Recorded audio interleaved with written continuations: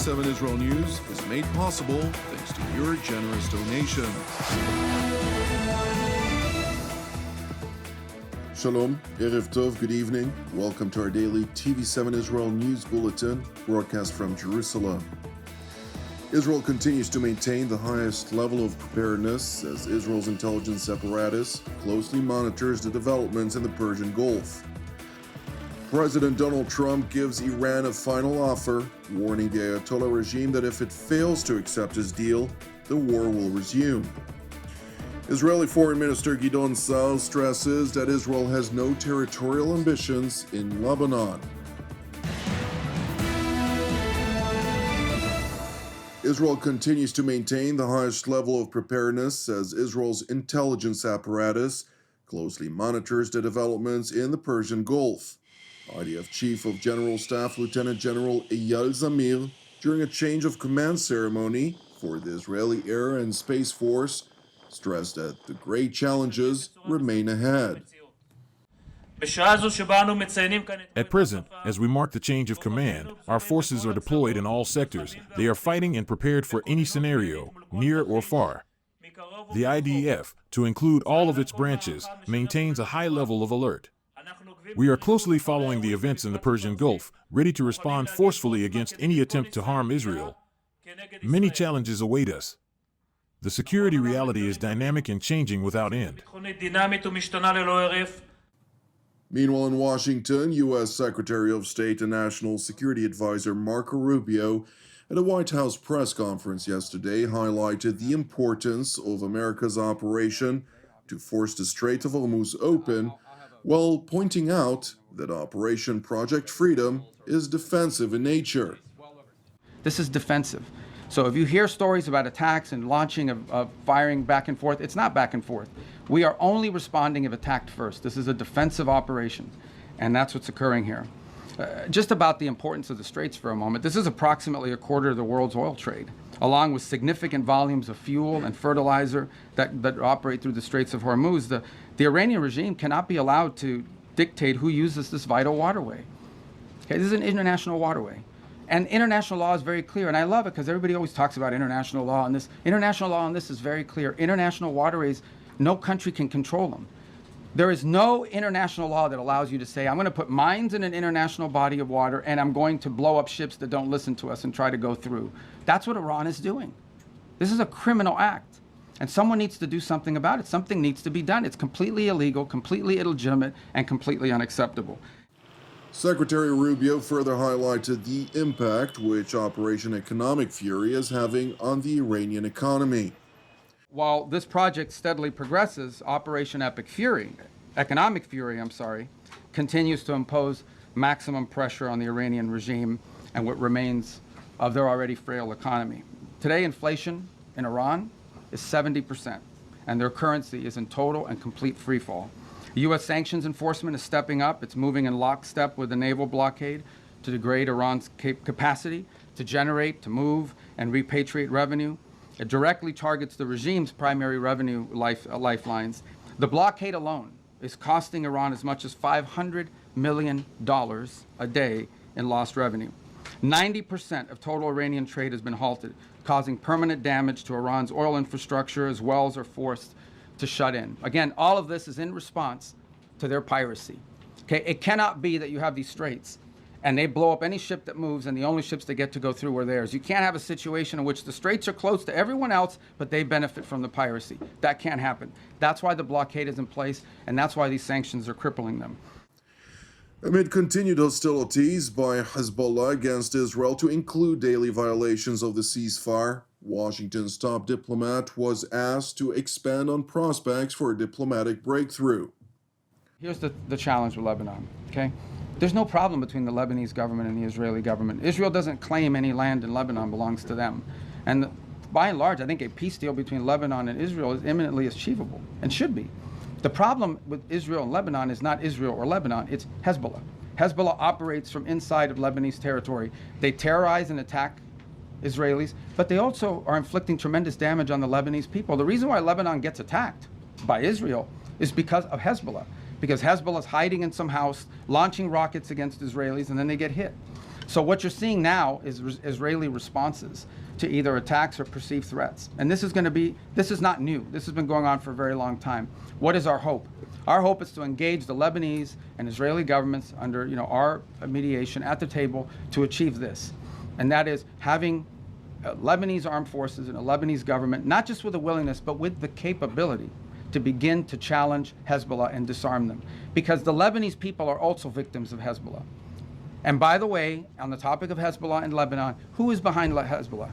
Why do they exist? They're an agent of Iran. If you go through that Middle East and you identify every problem, Hamas, Hezbollah, to some extent the Houthis, obviously, and others, behind every one of these groups is Tehran. So apart from the nuclear weapons, apart from all these other things, these guys are behind all the bad actors. Hezbollah is a wing. It's an extension of Iranian desire to destabilize the region. So we're very committed to this process. It's not going to be easy. You're asking me a complex question. You know this has been going on for a very long time. It's not going to be easy. We're going to do everything we can to make sure that both sides continue to talk so that progress can be made on some sort of permanent ceasefire that isn't constantly spoiled by Hezbollah and by Hezbollah violence. Turning to Berlin, where Israeli Foreign Minister Gideon Sa'ar, during a joint press conference with his German counterpart, Johann Wadephul, initially highlighted the close relationship between Israel and Germany, as part of which Israeli technologies are effectively protecting German territory. Israel technology protects Germany in the air, land and sea. Our Aero 3 batteries, UAVs and anti-drone systems, autonomous submarines, and the tank windbreaker. These are just a few recent examples of Israeli defense tech protecting Germany. Our intelligence cooperation prevents terror attacks on German soil and saves German lives. As friends, we are sharing and we will share the best Israel has to offer with you. Jerusalem's top diplomat went on to address continued aggression by the Ayatollah regime against Gulf countries, including the United Arab Emirates in particular. We received it yesterday again, evidence of the Iranian regime's mad nature. The definition is my definition. We strongly condemn the regime's unprovoked attacks against the United Arab Emirates. Anyone who sees how this regime behaves toward all its neighbors in the region understands the need to prevent it from obtaining nuclear weapons. If this is how Iran behaves now, imagine how it would act with a nuclear umbrella. The terror network it built across the Middle East must be dismantled too. The regime is blocking international shipping through the Strait of Hormuz. It's attacking ships and mining the waters. The regime's assassination of the freedom of navigation is a threat to world order. If this naval terror isn't dealt with, it will spread around the world. Minister Sa'ar also addressed ongoing hostilities in Lebanon, where Iran's proxy Hezbollah, which had launched repeated unprovoked attacks on Iran's behalf against Israel over the past 2 years, continues to pose a significant security threat to the state of Israel.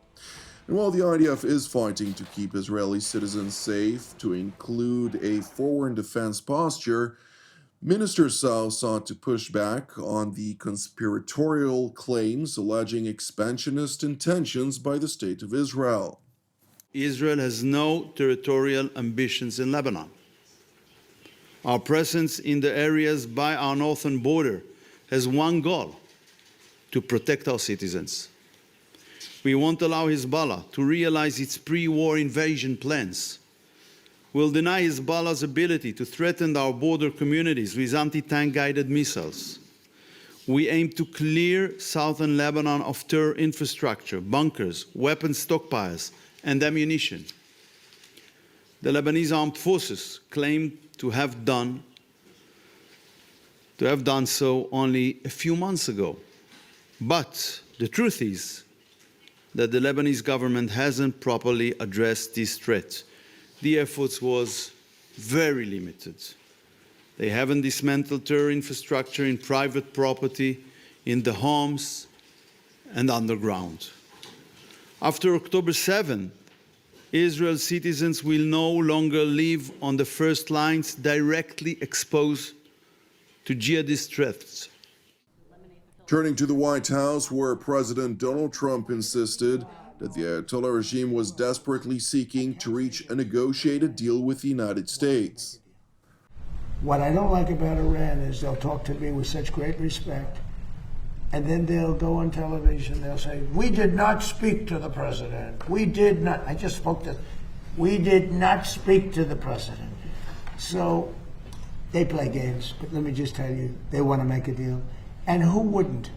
When your military is totally gone, now they're trying to survive and they won't be successful unless they make a deal. Oh, if they don't make a deal, they won't be successful. It'll go very quickly and methodically.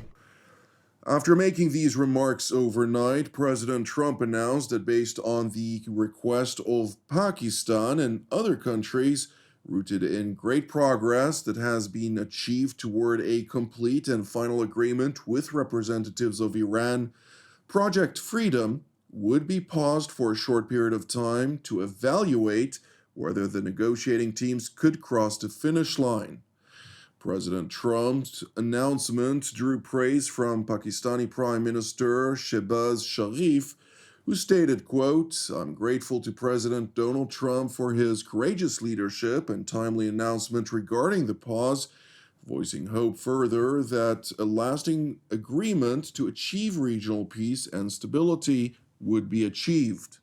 Nevertheless, after Iran had reviewed a memorandum of understanding of 14 points, which include an end to the war, reopening of the Strait of Hormuz, and the commencement of a 30-day negotiation on Iran's nuclear program, Iranian officials have not yet responded to the American proposal. However, regime-run media outlets had announced that a number of Washington's demands were simply unacceptable. In response, President Trump released a statement on his Truth Social platform stating, quote, assuming Iran agrees to give what has been agreed to, Operation Epic Fury will be at an end, and the Strait of Hormuz would be opened to include the lifting of Washington's naval blockade. However, President Trump warned if Iran does not agree, quote, the bombing starts, and it will be, sadly, at a much higher level and intensity than it was before. Thank you for watching TV7 Israel News, which is made possible by the generosity of our viewers. If you would like to help support TV7 Israel, which is exclusively donation-based, you can do so via our website at www.tv7israelnews.com. Please keep praying for the peace of Jerusalem and redemption of Israel. Jonathan Hessen wishing you an Erev Mevorach. God willing, until our next update, Shalom from Jerusalem.